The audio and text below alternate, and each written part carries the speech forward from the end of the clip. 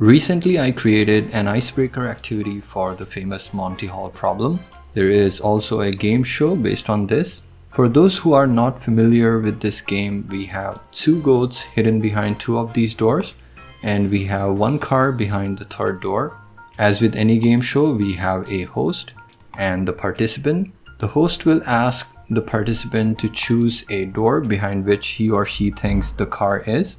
As the goal of the game is to win the car by guessing the door, our participant has to choose a door. So let's say in this case, the participant chose door 1. After that, the host will show the participant a goat hidden behind one of these two doors. So let's say in this case, I know that there is a goat hidden behind door 2. So I as a host will show door 2. Next, the host will ask the participant, now that he or she has seen that there is a goat behind door 2, do they want to change their original choice from door 1 to door 3, or do they want to stick with it? So our host will ask, hey, do you want to switch? The participant then has to think whether to switch or stick. Let's say in this case, the participant decided to switch from door 1 to door 3. So he says switch. The host will ask, are you sure? The participant says yes, he is sure. Next, the host will switch the choice from door 1 to door 3.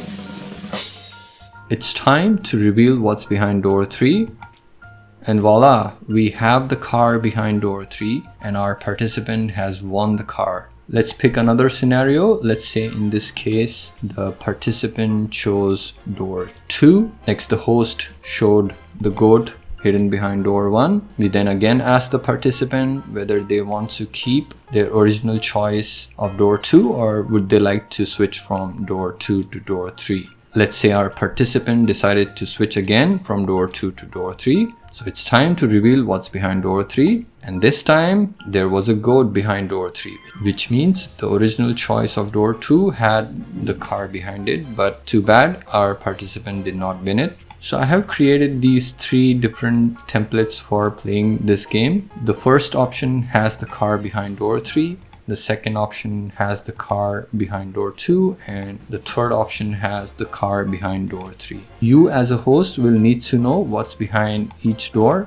before you start the game. These are the rules to play the game. So have fun with this activity and let me know what you think. I will be leaving a link to download this file in the description. If you found this useful, please leave a like and subscribe for future videos, and I will catch you next time.